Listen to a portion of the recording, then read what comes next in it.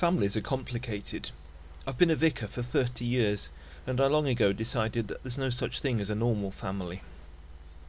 When I was at my primary school, over half a century ago, I remember the teacher asking us to draw pictures of our families, and we all duly did our stick figures of Mummy and Daddy, and perhaps a couple of children standing outside a square house with 4 windows, and a triangular roof with a chimney with smoke coming out. Some of the pictures had the sun shining in the sky in the top right-hand corner, and some had a cat or a dog. But the idea of what real families actually look like has probably moved on a bit in 50 years. Lots of children grow up with single parents, or families where children aren't all there. Single-sex parents too, or children who have 2 parents living in different homes. But whatever the reality of where you live, however complicated your family network, the one thing that we have to take on board is that we can't really tell our stories without mentioning the families we come from. And all of that is true for Jesus as much as for the rest of us.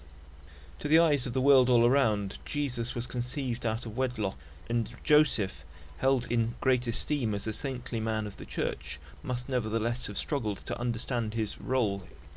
He must have just got on with it. By the time Jesus grew up, everyone knew him as the carpenter's son.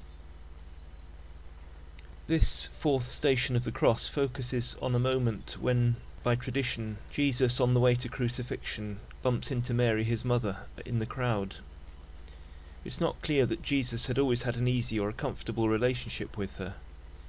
We're used to seeing statues and pictures like this one, or even like this one. But certainly in some of the gospel stories, there are clues that the relationship was more complicated, may even have been bad-tempered and tense from time to time. The only thing that the Bible says about Jesus' childhood is that when he was 12 there was a far from straightforward visit to the temple in Jerusalem where things got very heated.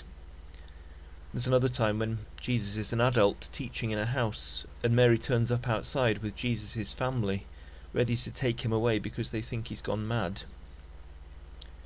But none of that of course means that they didn't love each other very much, and for all the possibility that there were times when tension was between them, Mary is frequently said to have pondered the things that happened to her son as treasure deep in her heart.